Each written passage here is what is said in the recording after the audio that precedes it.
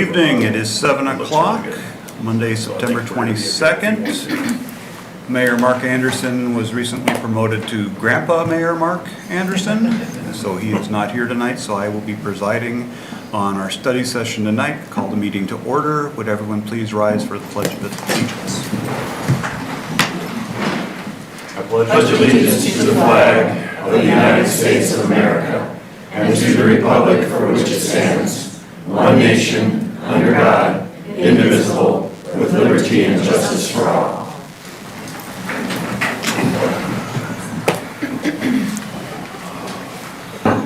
Council, we have an agenda put in front of us. Can I have a motion on the agenda, please? I'll move to approve the agenda as presented. Second. Moved and seconded. All those in favor? Say Aye. Aye. Opposed? We have our agenda. Item D is public comments for items that are not on the agenda.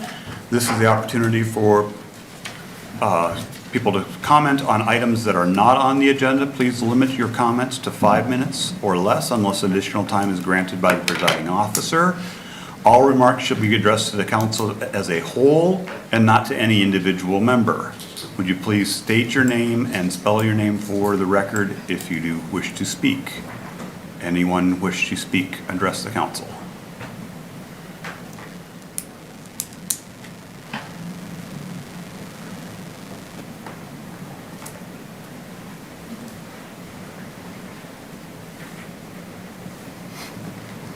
Okay, seeing no one is on that, we will move on to E, regular business. Regular business, usually don't have regular business on study session, but we have one that is time pressing tonight. So can we get a motion on this first and then a discussion on it? I will move approval of Resolution 25-130, approving the City of Waverly's participation in and approval of 2 proposed nationwide settlement agreements with 8 opioid manufacturers, Alvogen, Amneal, Apotex, Hikma, Indivior, Mylan, Sun, and Zydus, settling defendants, and Purdue and certain of its affiliates, and the Sackler family by directing the city administrator to register the city and sign the consent documentation on behalf of the city to complete settlement. Second. It's moved and seconded. Just a quick explanation of what this is, James. Yes, sir. So a few years ago, we were sent the first round of the opioid settlements that are coming. The state of Iowa wants as many cities as possible to sign on. It gives you a greater chance of bringing revenue in. The state will then disperse as they see fit. We hope they disperse it. And so we will get a portion of that if there is a settlement. And those were much larger companies like Johnson & Johnson and McKesson. This is the second round of those same settlements going forward. To date, we have not received anything, but I'm not sure if the payments have come out yet either. So this is, again, that follow-up in the second round that we were just sent. The deadline is September 30th. We would have had it on in October, and so we didn't want to miss this opportunity. So would this be similar to when we signed on for the settlement against a Volkswagen and managed to get the charging stations out in the parking lot there? Yeah, it's a class action lawsuit. This just happens to be for opioid. Right. We have an attorney working with the PFAs as well, or the PFAs Yeah. in the water, and that we have gotten a settlement sum out of it, so we're working with that. So it's kind of that similar track on here. So it doesn't cost us anything to sign on to No, it. sir. And it's a possibility we get something out of it from it. That's correct, sir. And the only thing that we're losing is the ability to take care of it ourselves, which would cost a lot of money. And I've never even heard of any of these companies, so I don't know how you'd go about doing that, but yes, that's correct. Any further discussion from council? We have a roll call vote, please. Bergen. Yes. Drinkow. Yes. Jones. Yes. Kangas. Yes. Myers. Yes. Rothy. Yes. Wolf. Yes. By a vote of 7 yes, 0 no's, that is approved. We move to our study session calendar. Item F is, first item on the agenda is the Municipal Airport Commission Annual Update to the Council. Mr. Begelman. Mr. Begelman. Good evening. Good to see you. How are you, Mr. Kangas? Good. Good to see you again. Good evening, ladies and gentlemen. Eric Bagman, Chair for the Airport Commission.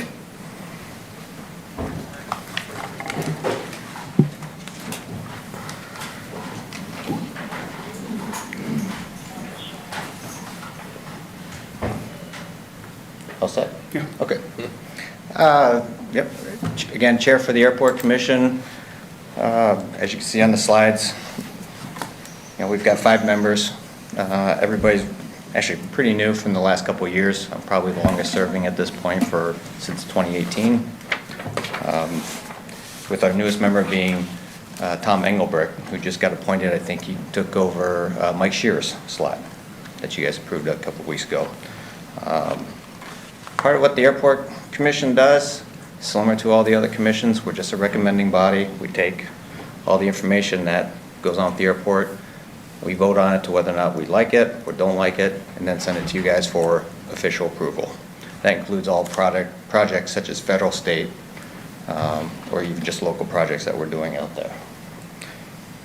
The powers and duties, I don't need to read them off to you. You can see what they are down. There's 11 of them or so, and it's pretty much similar to all the other commissions as well that go on here.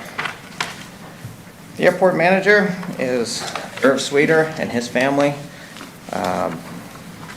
They've been with us we're on their second contract now. I think the contract comes up in 2028 at this point. Unless somebody else is willing to bid to come out here, I think Irv's going to be renewed again. And also his son Clint Sweeter is running an avionics shop. As a side note, he has the only avionics shop that he does in the state now. There were 2 others down in Iowa, down in Des Moines, and they have since closed. So we're fortunate we have the only one, and he's busy. So we're very lucky to have him, I think. And he's looking at expanding his stuff as well. Maintenance is done by Irv. He's got a following. If he has a client that does buy airplanes from around the country, brings them to him, and then once they're refurbished by Irv, this guy flies them over to Europe. So, as Irv likes to say, we are an international airport. As one took off with German registry a couple years ago. So, probably the next slide you're looking at now is it's one of the typical airplanes that Irv might have in the bulk hangar there, the main one. I believe that's a Cessna 340 aircraft. It's a light twin. It'll go all kinds of distances, and it's used for personal business. As such, I believe it's 6 to 8 passengers. Part of the airport operations, you can see down there, it's business, it's flight training, agriculture, and recreation. Most of the flight training now is done out of Waterloo, so we're seeing maybe an instructor come up and help somebody who is interested here, who's learning to fly, or they do the training, they come up just to do practice approaches, takeoffs and landings at a non-towered airport. The next one you can see there is we've got the bar graph that's actually changed from a couple years ago. This will tell you the last, since 2019, training flights, business flights, agriculture, and business, total number of operations for that year. So you can see where the improvements are, where kind of what goes on during the year with the various flights and stuff. You see 2020 is a down year for the most. COVID, that was going to shut things down. In terms of the number of operations we do, it goes up and down depending on the weather. If the weather's good, they're going to take their airplanes out and go flying or come to the airport and practice. You see July is a very busy month, and usually that gets down to agriculture, all the crop planes flying around, putting on mostly, at this point, cover crop. They'll spray because they can do it very quickly, and there's a couple operators that will come up out of Parkersburg and some other places to do that, and they do that with planes that are called air tractors. So cockpit sits pretty high, and it's got a bar underneath of it, and they just spray the seeds down, and they do the pattern so they can get it done fairly quickly. And I believe the last I heard, if they didn't do it out of Waverly and had to go someplace else such as Waterloo, they would actually charge the farmers an extra $5 an acre for that spray. So that's farmers in our area who are saving that money. So you guys can do the math. So 5 over 2,000 acres, it's an extra 10 grand in their pocket. Eric, can I stop you for just a second Sure. and ask a question? You've got 2025 on this slide and the previous one. So it's obviously not a calendar year. You're looking at a fiscal year, or how do you have 2025 numbers on here already? Calendar year. Okay. Yeah, so this. So this is incomplete for 2025? Correct. So if you look at the chart, it's through June. Yeah, You Right kind now, of see where the line ends. the dark blue. Okay. yeah, so for 2025 right now, reading we've it got back over here. currently 2,133 total operations for the year at the airport. So you were still averaging about 7 to 8 per day going out, or roughly 225 a month at this point. But the 2025 numbers do not include July or August, which are the big months. So that's why the numbers look relatively low. Okay. I thought that, but I was misreading the graph. I got my blues mixed up, so. So Eric, do you count the helicopter in those numbers previously, like the National Guard or the ambulance? Only if they show up on, Irv has a little camera that he's got set up that goes past the taxiway, so we're actually under-reporting by law, because if they just come in and land on the runway and then take off, we don't get a chance to count that. So we could be under-reporting by 5, 10, 20%. So this only counts the planes that use the taxiway, not necessarily the runway? Yeah, it goes past, and Irv just uses that camera to count Okay. who goes past and stuff, so. So we're doing quite well, I still say with that. I think we're gonna get close to 3,000. This year, I think we've been averaging about, for the last 5 years, the average is about 2,850 per year. So for our small little 3,200-foot runway, we're actually doing quite well, Yeah. I would say. Fuel sales, you can see, fuel goes up in July. That's typical. The weather's good, people are flying, so they're gonna do that. You see where it flattened out probably for 2020. Again, COVID. So they've got the 24-hour card reader, credit card service out there, so it does not have to be there all the time. We've actually amended the contract to reflect that, because there's no point. Somebody wants to come in at 5 a.m. and get fuel in their plane, prep to go, they can do it.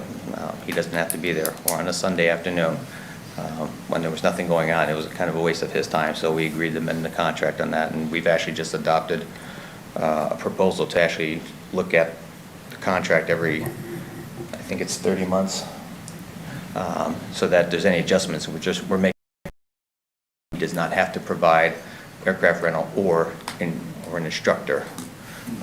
He just says it's just not there. It's all down in Waterloo. They're consolidating a lot of the flight training now. It's just one of the developments that's gone on in the industry now. So. Next slide should be a picture of the airport. That's the typical airplanes you're going to see that go in and out. They're all light aircraft, single engine. The high wings are Cessnas, the low wings are Pipers in there. So these two aircraft, they are older models. I don't think anything there would be past 1985 from my best guess at this point. But that's been the mainstay of general aviation in this country at this point. There's very rarely any new trainers or aircraft, light aircraft that's being produced that's affordable. I think a brand new one's going to go for about $300,000. So, yeah.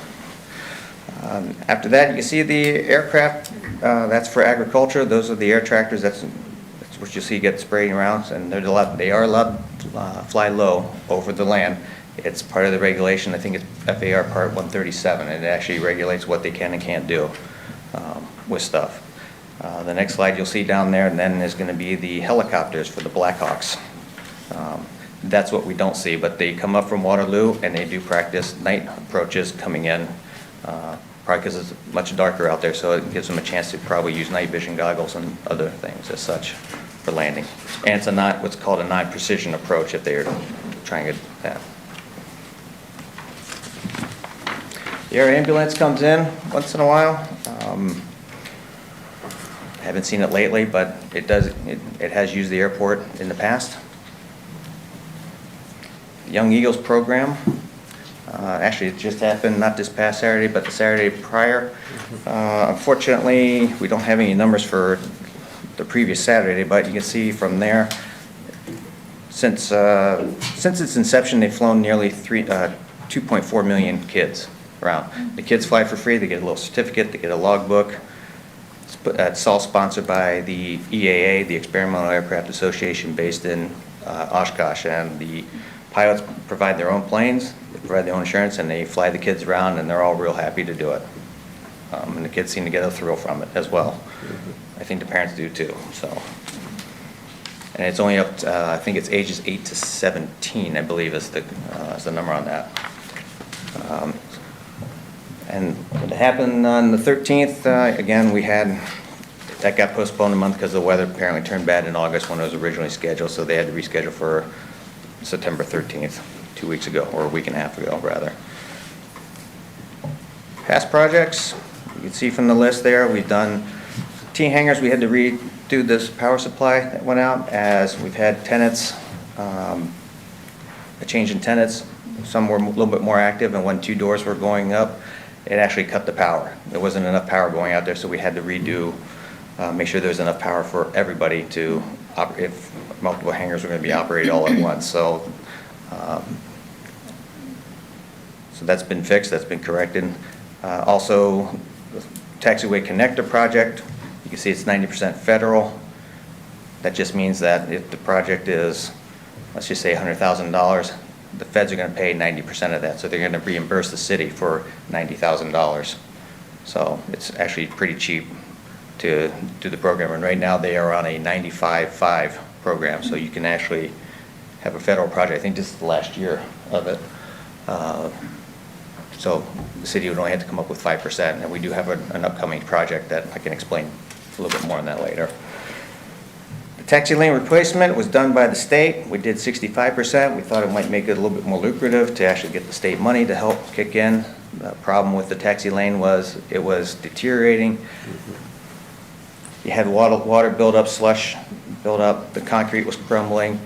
The bad thing with when you have little rocks and pebbles and the propeller goes by, it can suck it up and then spit it out in some direction you don't want to go. So think of David with his little sling and whipping around, and it's, yeah. Taxi lane actually we just talked about it. Replaced the obsolete security system that was completely paid for by the airport. It was out of date. Now we can actually see what's going on and have better security inside the main terminal building. We've also done the lights down the taxi lanes and around the outside of the hangar, as well as the lighting had been in more of a disrepair, so that's been all updated. The extension project, as you know, that was several years ago. That added 400 feet to the east side of the runway, so we now have 3,200 feet of runway, which actually elevated the airport under Iowa's designation to a basic service airport. So that's an airport that's 3,000 feet of runway or more, up to 4,000, I should say, and supports general aviation operations. Credit card fueling, we talked about that, and then the obstruction removal project goes way back, and that was removing a number of trees and some other things around the area that the local FSDO or the FAA inspector didn't like having in the area. He said to cut them down, and pretty much when the FAA says they want something, you just do it. Don't argue with them. For proposed projects, for 26, 27, we're looking at reconstructing the north hangar and taxi lane and getting some state funding for that, plus the apron rehab and expansion. And you can see one's state, one's federal, and then to construct new T-hangars, that'll also be a federal project. And right now, I think it's the apron rehab is the 95.5 that we've applied for. So, again, I think that's coming in at, estimate is 800? Yes. About 800,000, so simple math tells you that by the time you pay for it, you will get $760,000 refunded from the FAA. It's part of their airport program through the federal system all around. And you can see the overhead shot of the airport that's taken from the west side. We're looking at putting hangars possibly on that, to the right side of the screen there. In the future, that would be one thing. On the left side, you can see that's the taxi lane. It's all in white, or the taxiway connector, excuse me. That's the brand new one that was done a couple years ago. And then the white stripe between the hangars, that's the taxi lane. That's the one that was deteriorating. And then the north side is will need to be repaired this year.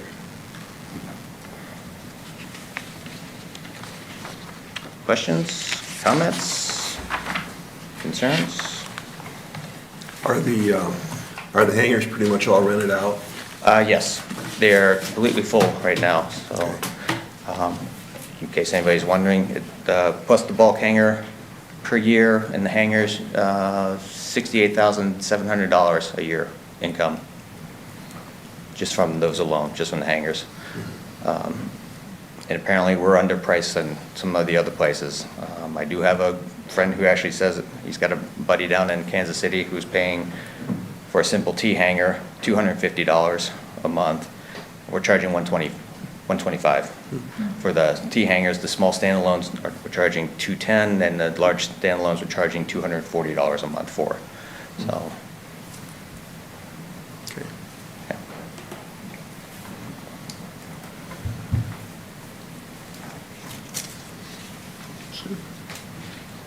Thank you. Thanks for coming. Thank you very much. Have a good night, folks. Thank you.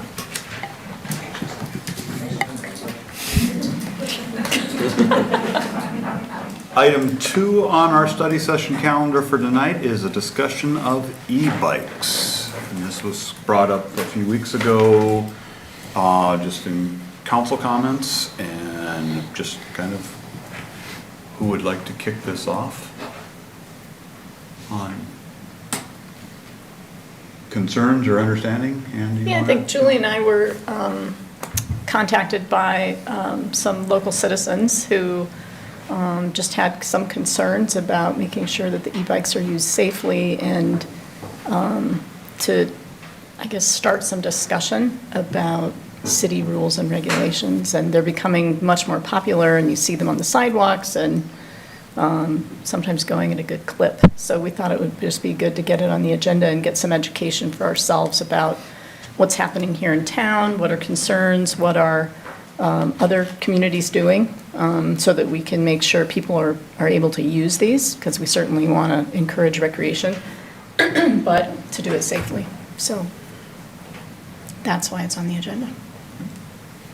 One of the things that I think seems confusing to a lot of people, including myself, is as these bikes have evolved, there are a number of different versions of an e-bike, and they have a lot different capabilities and potentially different risks.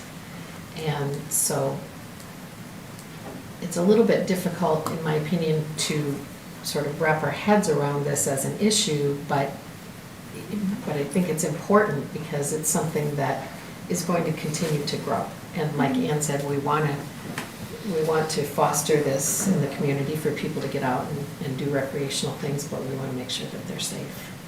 And so we're kind of starting from point zero in terms of educating ourselves and the public, and then figuring out, are there things that the city should be doing to try to make sure that they're as safe as possible, both for riders and pedestrians.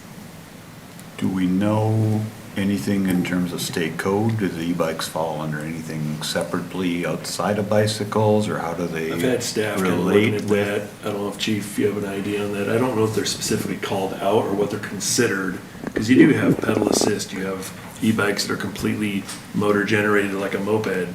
There are a lot of versions. Some are getting extremely quick, much more beyond the 25 to 30 mile an hour they currently are. So that's why we're not sure what to really classify them as. Yeah, so the state calls them a low-speed electrical bicycle, and then they have 3 different levels, depending on their speed and then the capability of how they get the power, whether it's pedal assist, whether it's a throttle cable, and then the max speed on those. So yes, the state does call them out.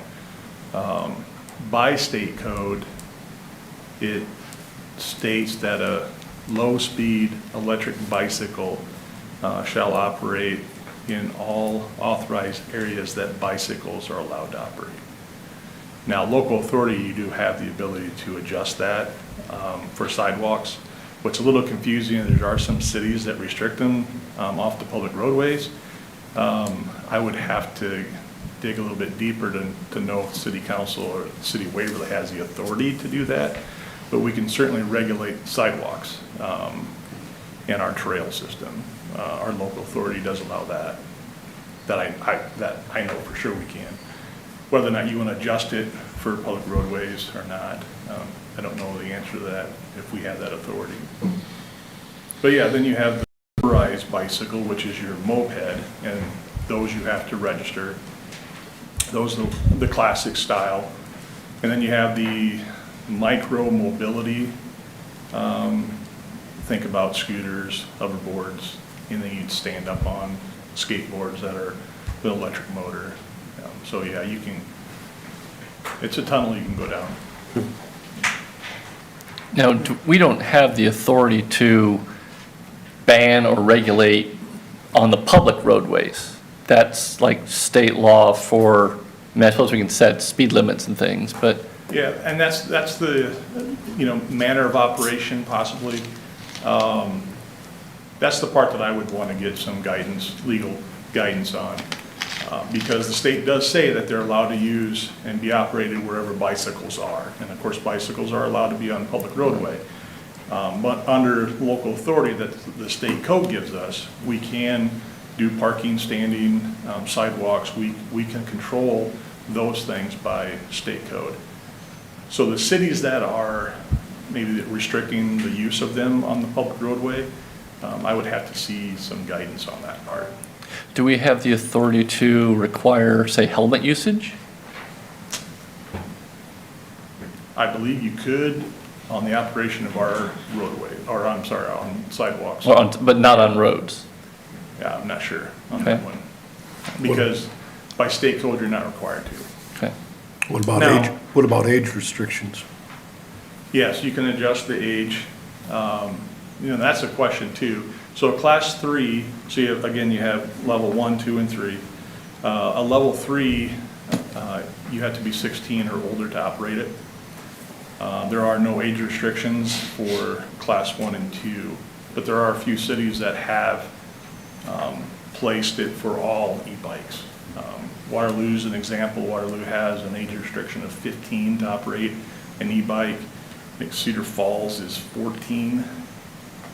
Then as you're processing that, then one thing to think about is that you would be allowed to operate a moped at the age of 14. You can get a school permit at 14 and a half. So whatever that means to you. We've So always that's talked for all about- three types, those age restrictions in Waterloo and Cedar Falls? Yes. Okay. And the thing that we talk about all the time is if we're gonna do something different, we need to be able to enforce it. And so that comes down to, I don't want you pulling over 13-year-olds and trying to determine if they're of age on a moped, but that's what it's gonna get into if we wanna push harder to do some of this. So I just wanna be careful we don't go real far with this unless law enforcement would actually enforce it, or else why are we gonna do it? Yeah. Well, so on that vein, so can you tell, looking at an e-bike, if it is of type 1, type 2, or type 3? Is that something that you can tell just by looking at it? No. But they are required, so you'd have to stop them and check it out. Federal law, well, the state adopted the federal law, but the state does require you to have a label attached to it. So they have to identify on those e-bikes when if there's supposed to be a label on that tells you the classification, the wattage, because they have to be 750 watts or less, and then the max speed on those. So they're supposed to have a sticker on them. And how would the rail trail play into this if we were to change city code to increase regulations some, then, somebody gets on the trail and goes to Denver? Does our jurisdiction stop at the city limits on the trail? The trail is city property. City property Yes. the whole way. And it's So the as whole far as- trail is- Well, it's on Highway 7 miles 63. out. So,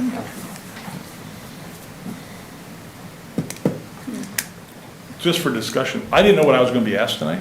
I wasn't asked to prepare anything, so I didn't know what questions I'd be asked. But I did find a few, so I mentioned Cedar Falls and Waterloo, just for information. So Ankeny restricts e-bikes to just paths and multi-lanes, multi-use lanes, so you have to be on a sidewalk that's 8 feet or greater. That's how they limit it. Cedar Falls, as I mentioned, the age of 14, but they also require a bicycle safety flag, which kind of makes sense. You think a moped is required to have that. So you can see that they went along with kind of what a moped is. You can do it at 14 and you have to flag. That seems what Cedar Falls was thinking. Sergeant Bluff is not on the public roadway, so that was one I would want to check to see if they have, I assume they have the authority, but that doesn't mean that they didn't make a mistake. And then there's a few like Spencer and some other cities that restrict it, and they just identify it like they're bicycles. So they just have incorporated the state code definition into their bicycle ordinance, which is Altoona, Decorah, Council Bluffs, Indianola, Iowa City, and Manchester. So they just incorporated that, and then they classify it as a bicycle. And then they say you can only use it within residential sidewalks, and you gotta keep them off the business districts and sidewalks, or where else they decide to post it. And if you like e-bikes, don't live in Monticello, it's the only place that I found that has outlawed them. To the point, if you're underage, there's a code in there that you'll cite the parents for allowing the student or the kid the juvenile to ride a bike. Wow. Hold the parents accountable. So don't go to Monticello if you want to ride an e-bike. Well, how'd he get it in the first place? I think the parents probably would have known they were getting it for him. Well, yeah. Or seen them in the garage. Something. Those cities that you mentioned, if I understood you correctly, basically lumped all bikes together and then said no bikes are allowed on residential sidewalks or business district sidewalks, is Yeah, that and correct? there's a mix in there. So a lot of them will restrict it to residential sidewalks only. Still public roadways, but the only sidewalks they restricted is in the business district. And that's all bikes, so Yep. they're not making a Right. designation. Yep. And what are our regulations about that, about regular bikes? Safe and prudent on the sidewalks, and then doesn't restrict it to the business district. So that's all sidewalks, just safe and prudent? Yeah. Do we have a speed limit on our recreational trails? 20. Yeah, 20. 20. So, I mean, I suppose the way I envision it is I see the e-bike assist as much more compatible with other bikes, but some of those higher, like the throttle control, I don't know that those work well amongst other bikes, but it also sounds like they're going significantly faster than 20 miles per hour. Would that be accurate? So the e-bikes, the class 1, 2, and 3, the max speed on those is 28 miles an hour. 28? By state law, if it's not posted, if there's not a speed limit posted, you have to, so if leisure services had decided to put it at 10 or 15, they would have to abide by that. If it's not posted, they're supposed to max at 20 Okay. on the trails. And so I'm sure that's where leisure services came up with that.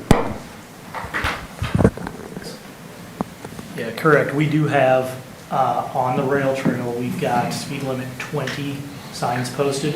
We don't have that anywhere in town, any of the trails through town, but rail trail, we do have those.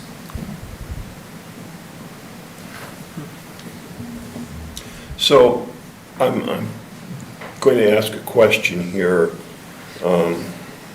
because I'm trying to focus in on why, or what restrictions we're imposing, why we're imposing those restrictions. So what is the concern with e-bikes? Is it that they're going to go too fast and run into people?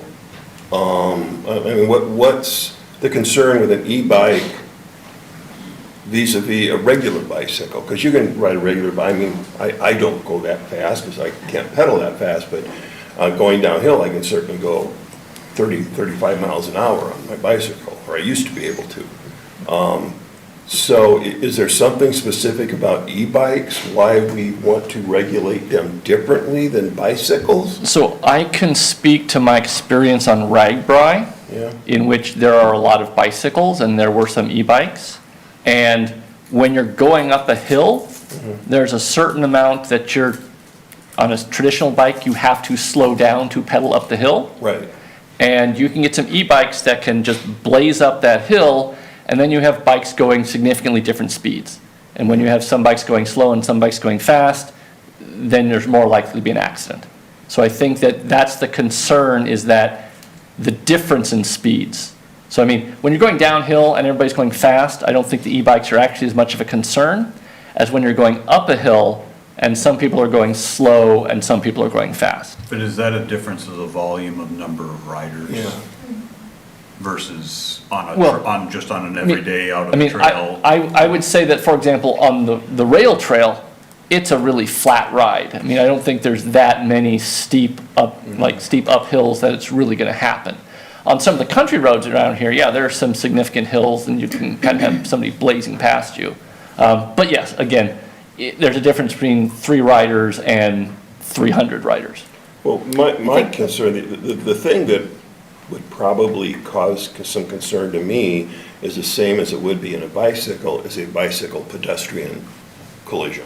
Yep. With a bicyclist going, 15, 20, whatever miles an hour, flat, downhill, whatever, not paying any attention, and runs into somebody who's walking down a sidewalk. Yeah, well, Yeah, I mean, I my think concern, that's what people contacted us about. Right. I can tell you my experience walking on sidewalks Yeah, in bicycles town. should not be on sidewalks, period. Well, I mean, I think if you're walking on the rail trail, most cyclists will announce that they're coming up behind you. And they should, and I like the thing that, who was, Ankeny did, restricting them to sidewalks that are Yeah, 8 feet or greater. yeah, right. That What- makes some sense to me. What Sure. happens in Coleman Park, if you're walking your dog, as I do in Coleman Park, is somebody who does not look 16, is not wearing a helmet, and often in a pack, zips through really fast. Yeah. And so I think that's one concern, is we'd like to do something before somebody gets wiped out Right. by one of these, but you want people to be able to ride them. Right. And so, I mean, but you're exactly right, how do you enforce it, right? If you have a rule. And I don't know if there's cyclists who go over 20 miles an hour on the rail trail. I would imagine there are. You at times. you have to work your way up past 20. I think my maximum speed has probably been 23 going down a hill. Yeah, But you have to really try to get When I there. was on Ragbri, I knew a lot of riders that could hit 30 on a level. Yeah. Not me. So, I mean, when you're talking about the pedestrians and the bicyclists, I suppose my concern is if I'm walking my dog and I'm here and my dog's here and, Bicyclist between. well, the bicyclist doesn't see the leash between us. Yeah. So that's kind of my concern. yeah. Yeah, I've So, often had concerns about bicycles and not following the traffic rules out there. I mean, Yeah. driving 7th Avenue and 5th Street, people coming down that hill there, the four-way stop, and they don't even bother with the four-way stop. The bikes just come flying through there, and it's like, hello, that means you too. But One of the things that's been brought up to me by a few people that have reached out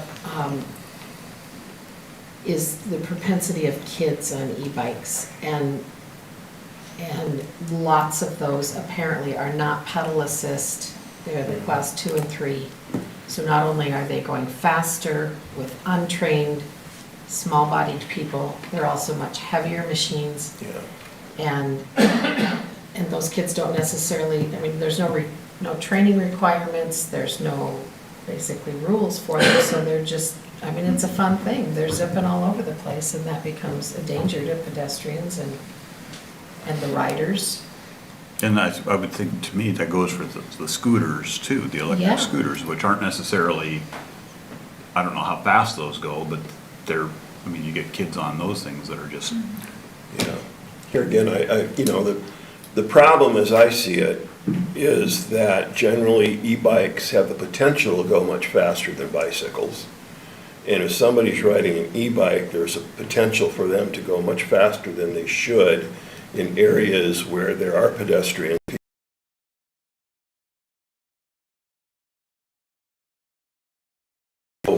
If that is what the problem is, and the solution would be that those kinds of e-bikes that are more like mopeds than just a bicycle that will help you get up a really, really steep hill. If they're more like mopeds and they can be driven at a much faster speed and but it's just they have an electric motor and not a gas motor, that they really should be regulated like mopeds and kept off the trails and sidewalks entirely.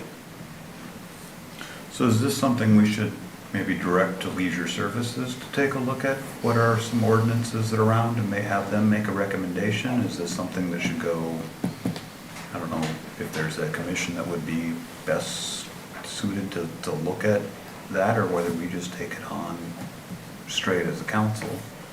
I can work with Garrett to try and locate other ordinances, similar sized cities, what we're seeing out there.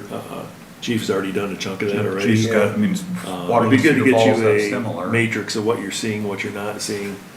The biggest comment that we've heard from other cities who've done this is, when you're pedaling, you have a good idea how fast you're going. When you're not Right. pedaling, the perception of your speed is not the same. Right. You're literally hitting it till the edge, you're going as fast as you can, and you don't realize you're not pedaling, there's a different perception of how fast you're actually Right.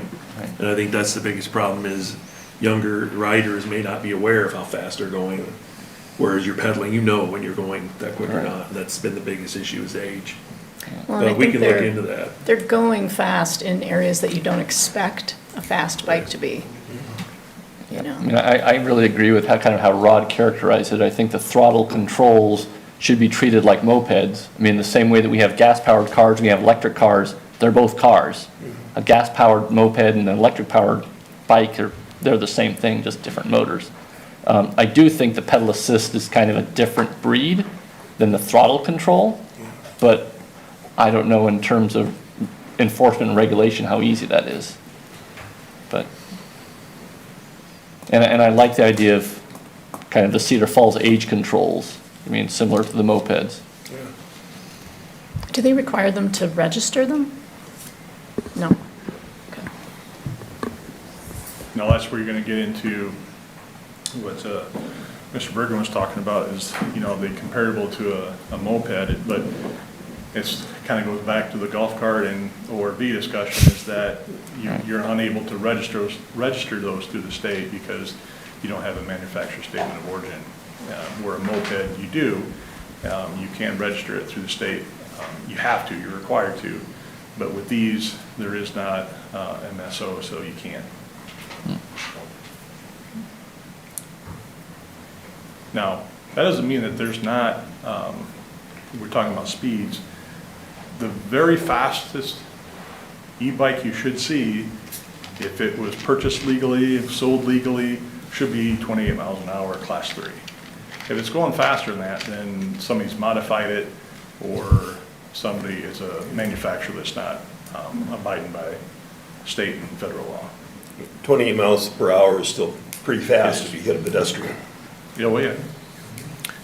Chief, what's your input? How much does the police department want to enforce this? I mean, what is your thoughts? How much is needed? As a citizen, what's your input? So I think it's a hard discussion. It is a problem. I have seen plenty of issues, and to me, it's not necessarily always, it's not the e-bikes, it's the manner in which they're being operated. And so I think that has a lot to do with the age of the people operating them. And it's the, as Kang has pointed out, it's the not following standard traffic laws. You're moving from a roadway to a sidewalk through an intersection, not following stop signs.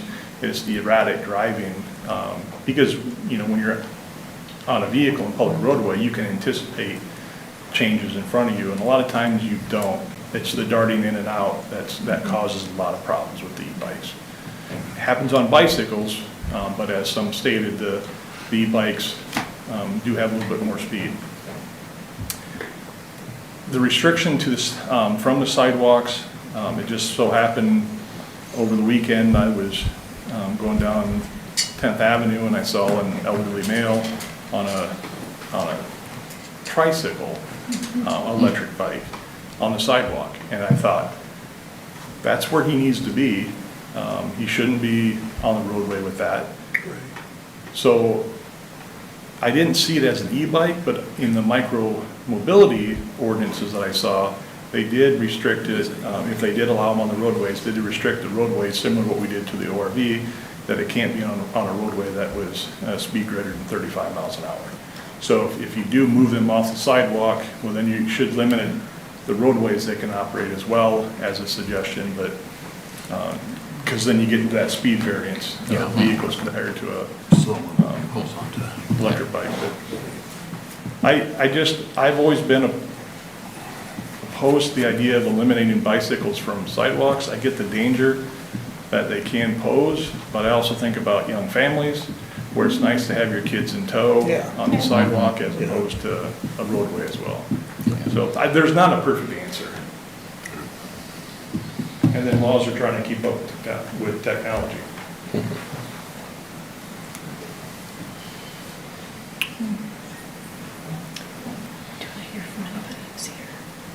Is anybody in the audience that wishes to speak on this?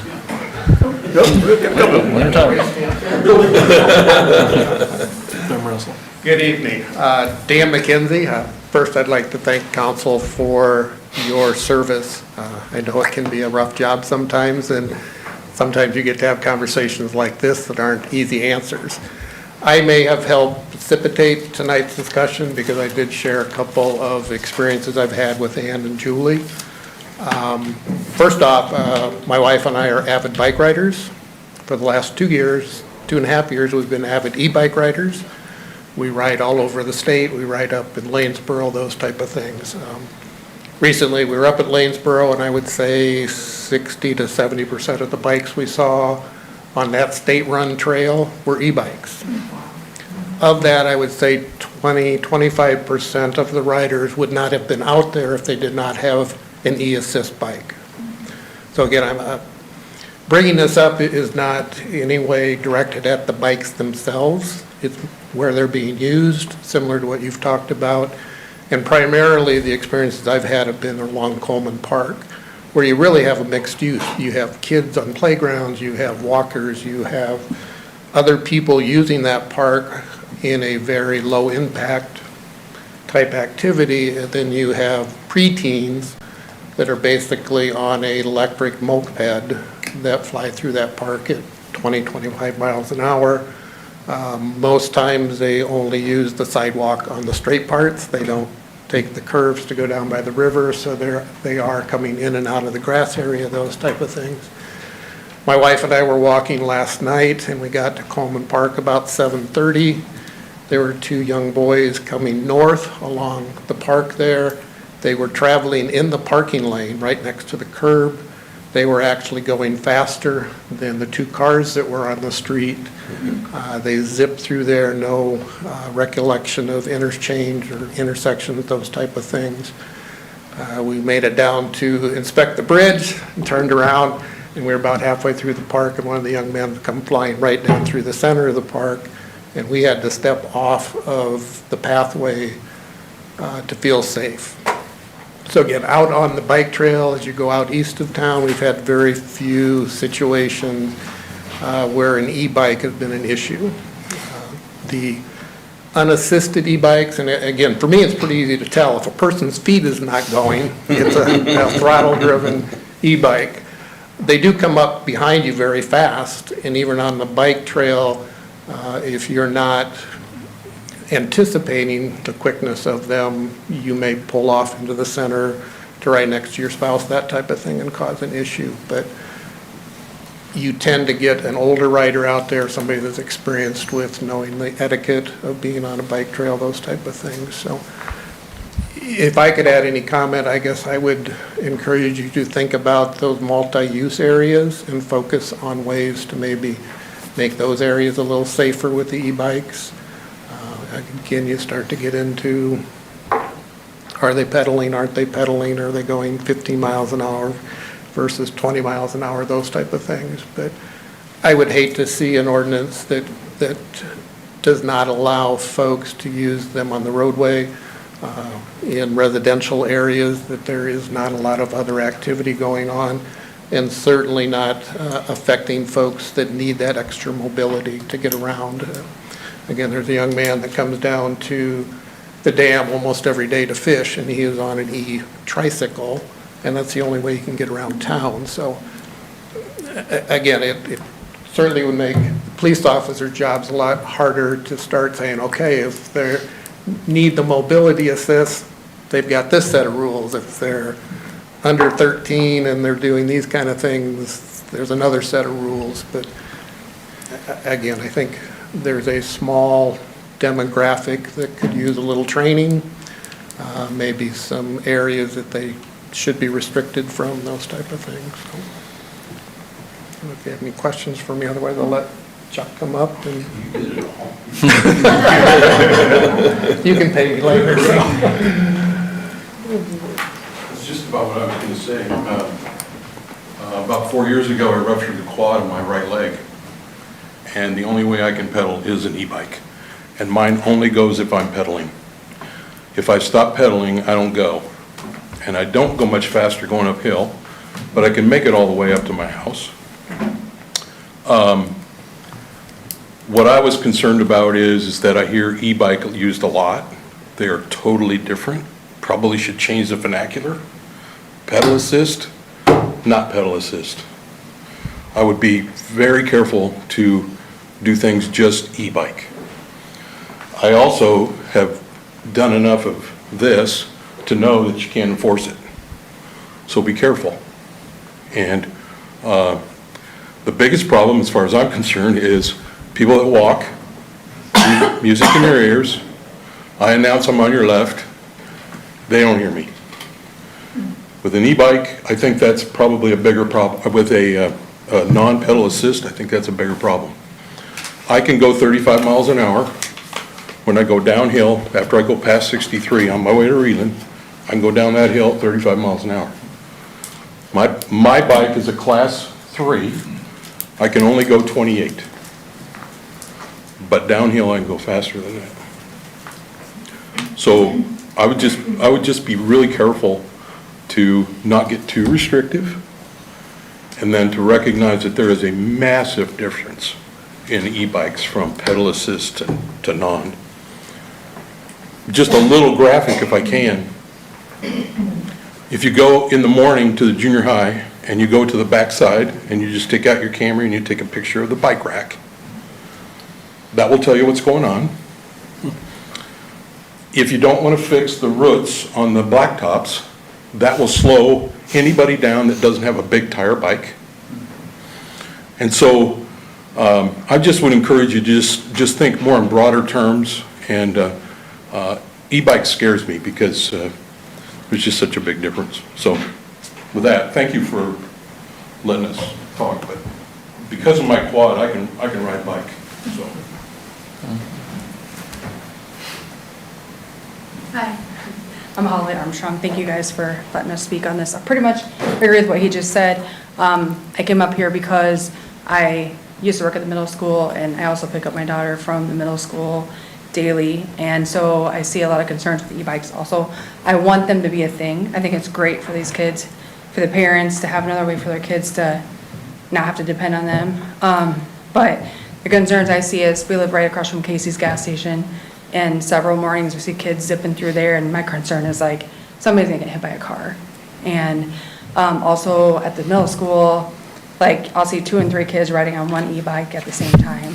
So that's a big concern of mine. I've been in talks with the principal at the middle school, and she's working on what she can. She's communicating with the kids, doing a great job with that, trying to create awareness with them as much as she can, but they can only do so much right now. So I would definitely encourage them to be able to still use them, but I don't know if like kids under the age of 13, we could create like a safety course or class for them that they have to take before they can ride them on the sidewalks or the streets or whatnot. So I think definitely in favor of them, but definitely there's a lot of concerns with them also. So yeah.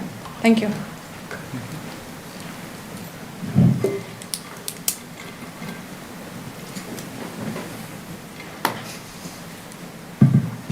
Anybody else would like to speak on this topic?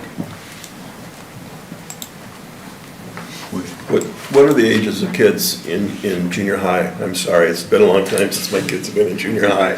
What are like 13, 12, 14? 12, 13. 12, 13? 10 to 14. 10 to 14? Fifth grade. Fifth grade. No, fifth grade. Oh, well, middle school. I was thinking 7th and 8th, but, It's fifth grade now. okay, thank you. So are there any classes for for kids who buy these? Or if you purchase one of these bikes, is there any instruction that's provided? I don't know. Not heard of any.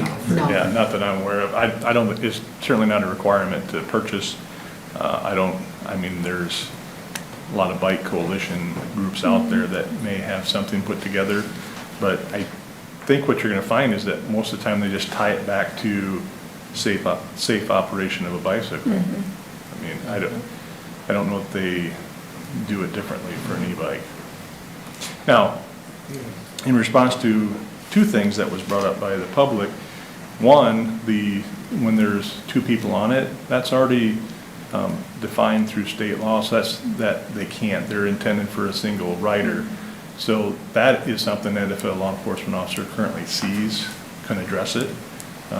So I think a lot of it is to get the information out to, to our officers so they're aware of the information too, and then public awareness. And then going back to Chuck's discussion where he talks about the class 3 does have that pedal assist, but it's the one that actually can go the fastest. The throttle is a class 2 that can only go 20. And so that's where you're going to get a hard time of, you would think it would be progressive, but it's just the way they ended up defining them. And so that's why a lot of times, in most cases, they do unfortunately lump them all together as an e-bike. I see.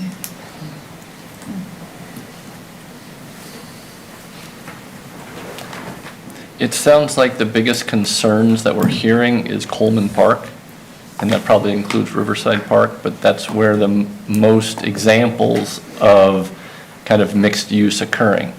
So I don't know, this may be a situation where we can come up with a location-specific solution, like just some regulations for Coleman and Riverside Park. Well, and potentially in the future Memorial Park, of how that gets redeveloped. Sure, So sure. that would be probably the next The other location. place. The other trails, it sounds like, probably aren't as big a deal.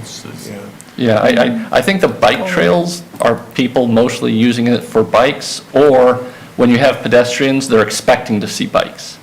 I think a lot of times in Coleman Park, the bikes catch people by surprise, especially with how fast they're going. Well, the other thing is without the bridge, you don't have to stop when you cross Bremer Avenue. If you're coming from the south on an e-bike, you Sure. can just head straight across the Just street. whip through, yeah. Yeah, you don't have to slow down. Well, so that's kind of a temporary situation that'll change Hopefully. at some point, eventually. I had the same thing written down in my notes here, that maybe location-specific prohibition, where we have a lot of people who are just stationary, or a lot of children, or a lot of other things that are going on other than movement. Having them restricted from city parks might make some sense. I know there are a lot of cities where they've got like their downtown as a pedestrian area where they require people to walk their bikes when they go Right. through those pedestrian areas. So this could be a case where we could just say, in Coleman Park, you're required to walk your bike if you're going through here.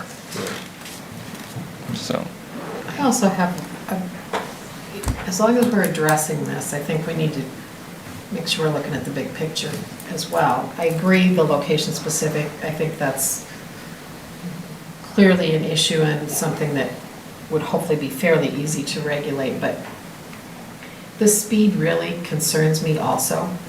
I live on a cul-de-sac with a steep hill, and it's only a block long, and every single day, multiple times a day, there's a group of kids from the neighborhood who come down to go fishing in the park.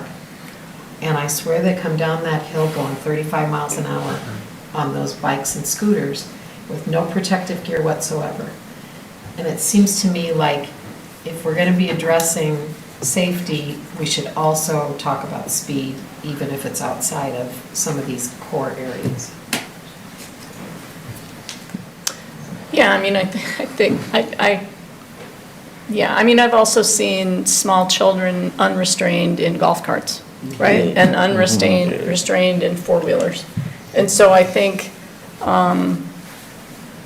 the police ought to start hanging out at the middle school. That's the one thing I was thinking of. But you know, again, how do you enforce it? And where does common sense of a parent start? And parents can't follow their kids everywhere, right? But there's no helmets on most of these kids who are zipping through Coleman. Certainly no helmets on those small children who are perched on the back of a golf cart going down a city street.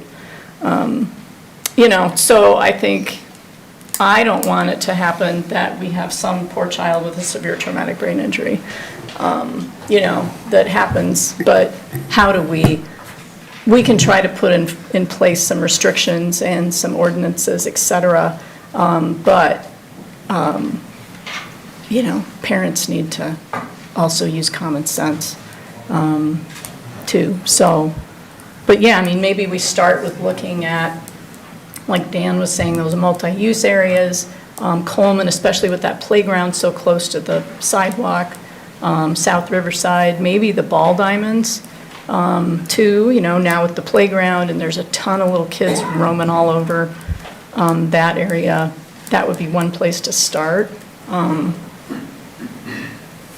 You know. I can just see the walking paths in Memorial Park, the way that we've approved the outline of the park, that could end up being a racetrack for e-bikes if we're not careful. Yeah.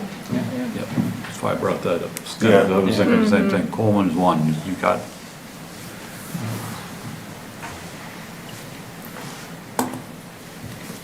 But Ann, I think you're right. At some point, people have to take responsibility for their own actions. You can't legislate every occurrence and every threat to safety. Sometimes it's common sense and individual responsibility, parents' supervision, parents' responsibility to monitor their children. Yeah. And also, if the police see, you know, somebody going through a stop sign, then they should be stopped and ticketed. Yeah, the problem is, you know, your frontal lobes are in charge of common sense, right? And they aren't really done ripening until you're about 25. And so they certainly aren't done when you're 12, you know? And so that's part of the problem, right? With letting your 12 and 13-year-old ride one of these. And, you know, I certainly know as a physician, you can tell people what they should do and they do not do it. Yeah, so maybe we can start with some just limited access restrictions to certain areas. And I appreciate the chief's work. You're right, we didn't give you much guidance on what to do, and you had some very helpful information, so appreciate that. And I didn't know that they were leaving the frost heaves on the trail to slow down. The frost heaves on the, by Quick Start or wherever to serve as speed bumps, but. I want to make it clear too, when I'm talking about area restrictions, yeah, I really mean, is it the type 3 ones, the ones that are just like an electric moped? I mean, if somebody, you have a. The type 2s Type 2's good. don't have to have a throttle.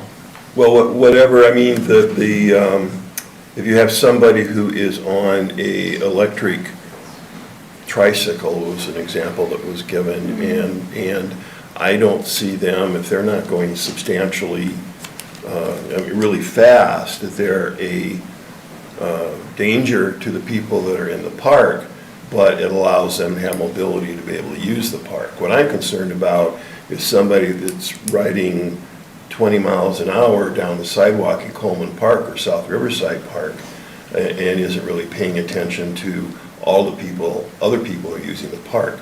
Somebody in a pedal assist bicycle, for example, is probably not going to be tearing through the park like that. And we don't restrict bicycles going through the park. So what I'm concerned about are the bikes that are, you know, powered completely by the electric engine with a throttle on it that makes it more. Non-pedal assist. Yeah, non-pedal assist. So, not to prohibit anything that has an electric motor in it from being in the park. I don't want to go that far, but just the things that are going to cause havoc, I don't want to be in there. So, But then doesn't that kind of point toward a focus on speed? yeah. Yeah. Does it become a speed, do we put a speed And factor so in maybe park? in those targeted areas, whatever speed is allowed is lower than in other parts of town, but it seems to me like the speed is the issue. I would just prohibit it. I think we could put some kind of, 10-mile-per-hour speed limit in Coleman Park. Yeah, we should enforce it. Well, the same way we enforce any speed limit. Well, any speed limit, yeah, that's why I don't think it's. Speedometers on these? I don't know. We Do don't they know even how have a fast they're even speedometer? going. So that's what I was gonna say, the only, of the classes, the only one that requires a speedometer is class 3, which is the pedal assist. So Okay. if you try to put it on if you put a speed restriction on the class 2, that can only go, and when you think about how they work, is you'll run the throttle, and then once it hits 20 miles an hour, internally it knows that the motor shuts off. It does not allow you to go beyond that speed, in theory, as long as you haven't manipulated it. And, because we all know that you can make a golf cart go faster than, take a governor off it, whatever, but, so they're not gonna know how fast they're going unless you have a class 3. That's where it would get hard on restricting to a speed too. Yeah. Are the bicycles that are at the middle school, for example, what type are those typically? Are those a pedal assist You have or? the moped club Yeah. that are 14 and older, and then you have the e-bikes, I don't know what they are. Holly, what's Yeah. back there? The bike gangs. I was driving to the middle school one day, and there was one on the sidewalk, and I was going like 24 and 25, and he was surely like staying like right in front of me. So I know it's one of those Going pretty 25. fast. Yeah. So, I don't know, but they're zipping through there pretty fast, so. And the drop-off lanes and the grass and everywhere. Right. So, I've seen a lot of class 2s around. The class 2 is the full throttle, non-pedal assist. I've seen plenty of those on the trail and through Coleman Park. I can't tell the difference between a 1 and a 3, but yeah, I mean, the 2 without the pedals, you get. And that's what I've seen a lot of, and I think is most of the issue in our parks. I'd say The thing that, is with the class 2, it can be operated without the pedals. It doesn't mean you're not gonna see one with pedals. So it's not like you're gonna see a stationary, fixed pegs. It can have pedals. It's just that it could be operated without pedals. Why do they call it a bike? Because it has 2 wheels, two cycle wheels. Harley Davidsons are called bikes too. so- Yeah, no, I know. But, yeah, they don't really make it easy for us, do they? Because you can't. Are zipping around or riding around and they're not moving their legs at all, and I'm like, what kind of exercise is that giving them? Okay, they're getting fresh air, that's great, but they're out late. Well, I think I would like to start out considering whichever group, probably Leisure Services would have to do this, I don't know, or maybe the police department would consider this, but doing location restrictions on the full throttle class 2, that they cannot be operated on sidewalks in city parks. You got something to add? Yeah, You- okay, yeah. come on. Please, from the microphone, please. Please state your name. Jeff Neundorf, I own Newey's Moto. We do sell e-bikes downtown, so just maybe some clarification on the 1, 2, and 3, and I'm not the expert definitely on that, but when we talk about speeds, most of them that are around today, like class 1 and class 2 are 20 mile an hour. Class 3 is where you get the 28 mile an hour, so most of the stuff out there today, class 3 is 28 mile an hour. Now, most of the class 2, that's most of the e-bikes out there. So probably 90% of them have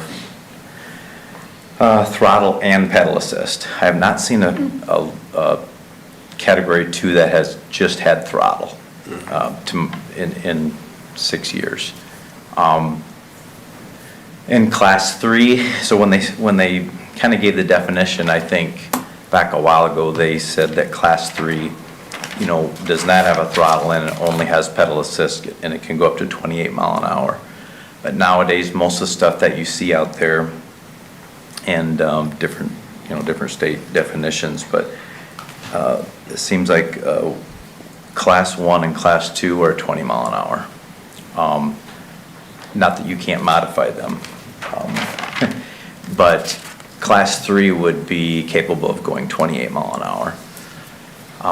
I don't see much class 3 stuff out there. There is some stuff out there. But in a class 2, if you've got throttle to 20 mile an hour and you pedal as hard as you can hit 25 mile an hour, 24, 23, whatever. And I know this safety thing is hard to figure out also. The sad thing is the kids are gonna do, just like the snowmobile course back in the day when we took them, you're gonna do whatever you wanna do when you're a kid and when your parents aren't looking. And that's really, I think, what's happening. But with some instruction, hopefully they take it and they do what they're told. But some of the park areas, where there are a lot of people, I can see how it's getting kind of congested there. But yes, I guess clarification on maybe that, and I'm definitely not an expert, but from what I see coming in, we sell 16 different brands. And of the ones that I've seen, class 3 would be 28 mile an hour. Them are the fast ones. So. And what are you hearing from colleagues around the state, like about this safety issue and restrictions and? The e-bikes have grown so fast that it's kind of like ATVs. And I was in that industry too. When the three-wheelers came out, they sold so fast that all of a sudden there were regulations on three-wheelers and three-wheeled ATVs, and then they went to four-wheeled ATVs, and now there's UTVs. And the UTVs were one thing that, grew quite quickly too, so then there's new rules and regulations there, but it's just that I think they're growing so fast. A lot of kids are moving off them from mopeds, because technically, on a 20 mile an hour bicycle or class 1 or 2, you could ride it on the trail, and they could drive it to school. So it's a dual purpose, where the moped, they can't take off and ride on the bicycle trail. They're not supposed to. So, hence why they're so popular. And, a lot of the times, maybe, parents will buy something for their kids, and sometimes we don't see them, sometimes we do.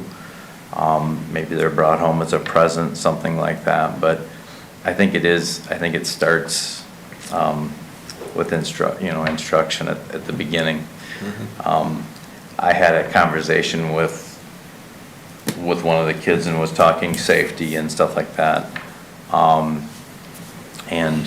then I see some of them zipping around town and stuff, and they're having fun. But as long as I think just as long as they know what they should and shouldn't be doing, and maybe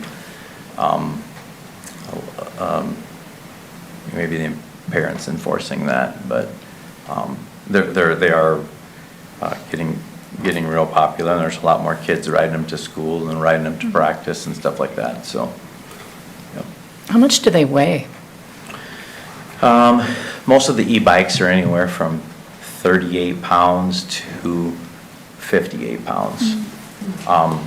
Some of the bigger ones with the fatter tires and stuff are going to be heavier. You see in excess of 70 pounds there. So. And are you selling bikes that will we be seeing kids using these in the winter? Do you think, to get around town or not? No, they don't want to be cold. I mean, they're going to get a ride from somebody. But some of the fat tires you technically could. And, my stepson rode a moped to school at 30 degrees. And, I thought he was crazy, but they weren't going to get a ride. They were going to ride their moped. until it snowed. So yeah, we could see maybe some of them fat tire bikes getting ridden, maybe as long as there's not snow and ice. I am having trouble reading some of my notes here. Could you explain, or someone explain what a Class 1 is again?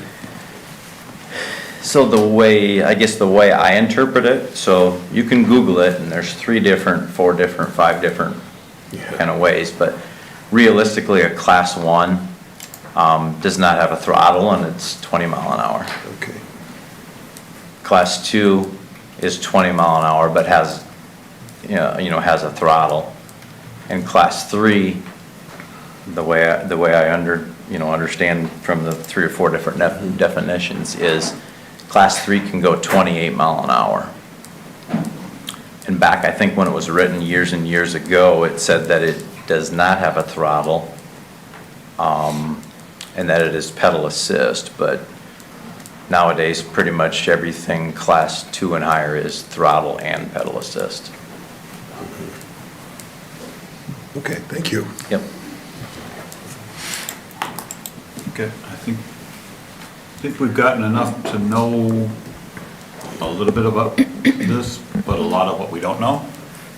But we can give some direction to staff to look into it a little bit more and perhaps either bring it back to us for further consideration or take something to Leisure Services. I would think would be the proper commission to look at possibly drafting any resolutions on this. Yes, sir. You know, whether it comes to us to say we want to do location or speed or age or something like that first, to kind of give the Leisure Services a little more heads up on that. Is that good with council? Yeah.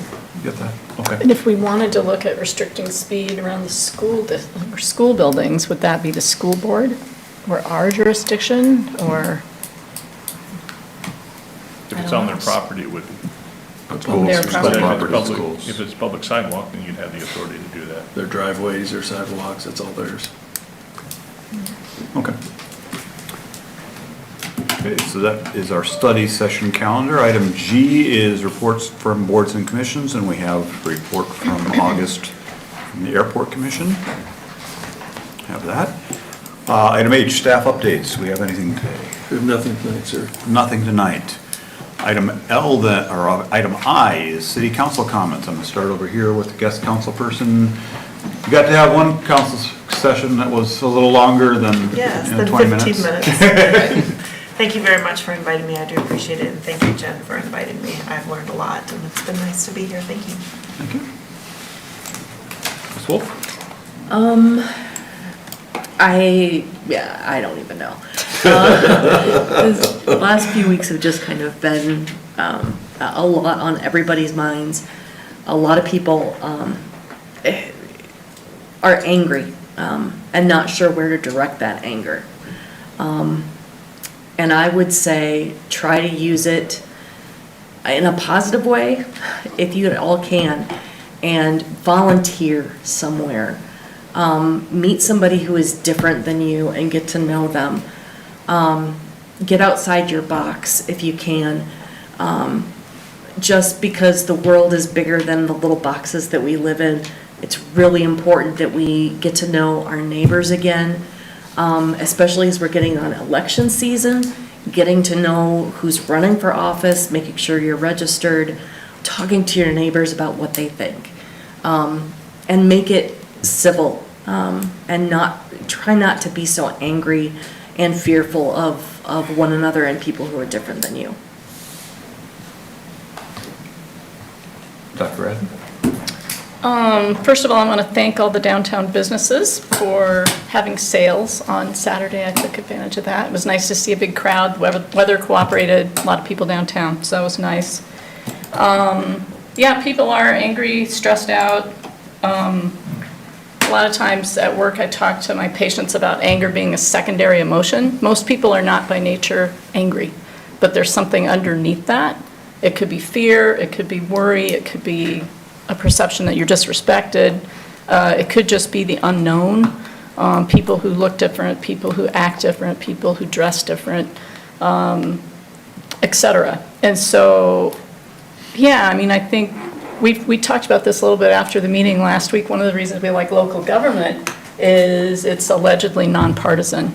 And you can see where your money goes, you can see what happens, you can see the effort that the city staff put in, that we put in, volunteers, and look at all these people who come because they're interested in bikes and recreation and how to find a happy medium, right, where we can do that safely. So the nice thing about being local is you can see the fruits of your labor, and that's not always visible on the international or national scene. So I always tell people, you can sit and worry, you can sit and stew, you can doom scroll, or you can take action and get involved. Do something, volunteer at Oktoberfest, volunteer at concessions. We were down there at concessions yesterday at the Ball Diamonds, debating which flavor of icy each child should purchase. So, you know, sometimes it just boils down to that.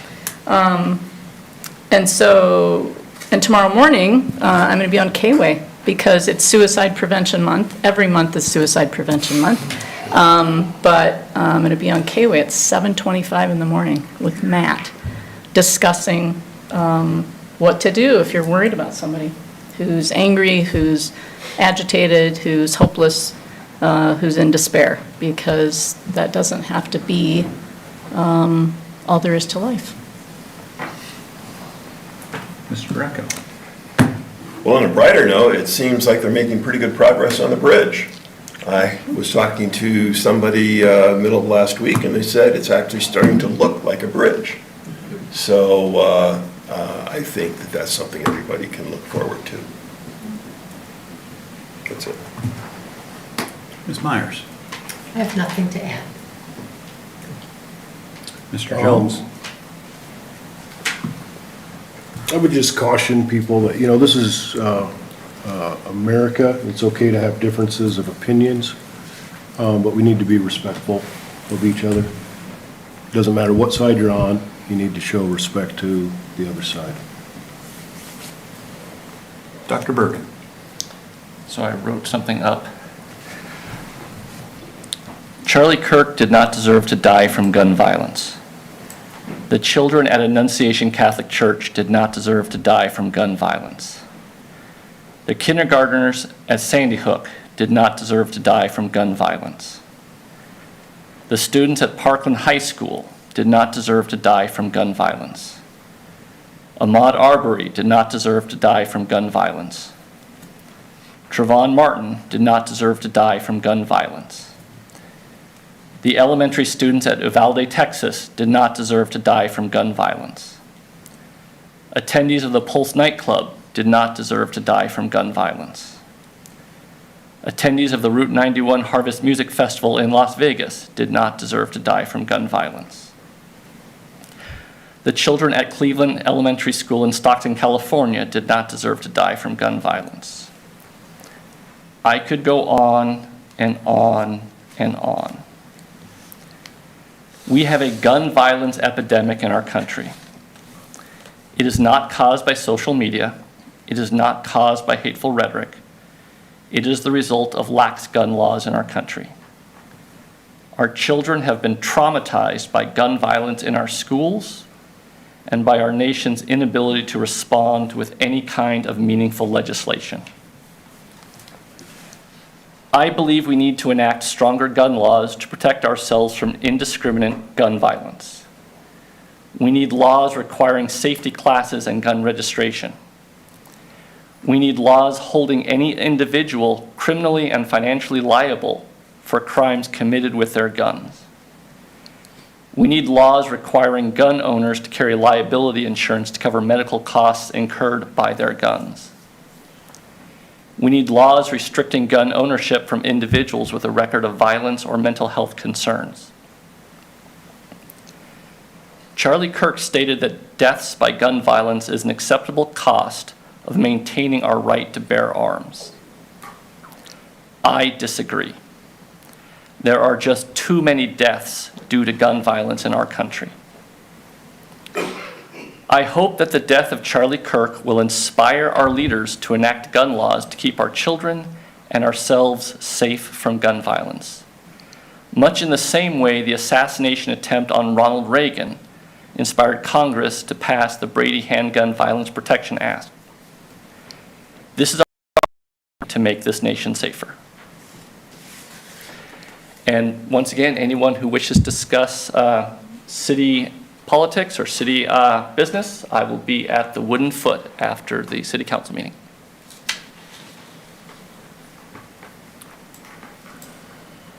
I have no comments, so I will take a motion for adjournment. Move to adjourn. Second. All in favor? Aye. Opposed? We are adjourned.